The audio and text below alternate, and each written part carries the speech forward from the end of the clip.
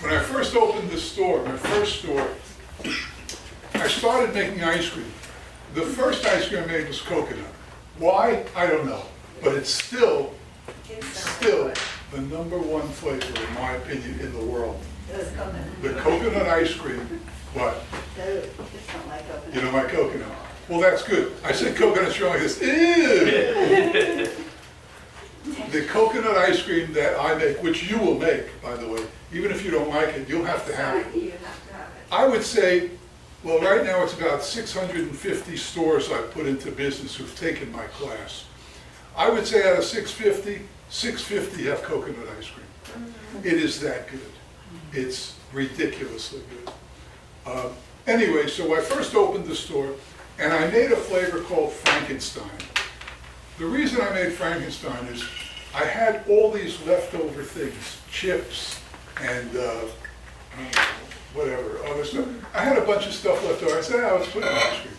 And it was a chocolate ice cream with stuff all over it, and it was really good. It's still in all the stores.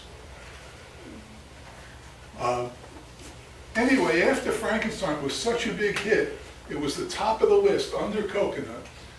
I thought, well, let's come up with another flavor. Let's come up with, Frankenstein is chocolatey. How about if we made a white one and called it Bride of Frankenstein? So I made Bride of Frankenstein. And instead of chocolate chips, I put white chips in. And I put white cake. Instead of brownies, I put white cake in it. And I made Bride of Frankenstein. And the first day I made it, it was so good that I took a quart home. And I said, Rose, try this. She doesn't eat ice cream. So what happened? I ate it.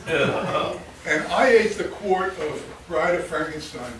And then I would say, easy, 6 months. I had a quart every night. It was so good, Bride of Frankenstein. The recipe's in there, you'll get it. And it was so good, and I gained about 40 pounds. I'm serious. Believe me, it's not hard when you own an ice cream store that sells what we sell. And I gained about 40 pounds just eating Bride of Frankenstein every night. Very good flavor.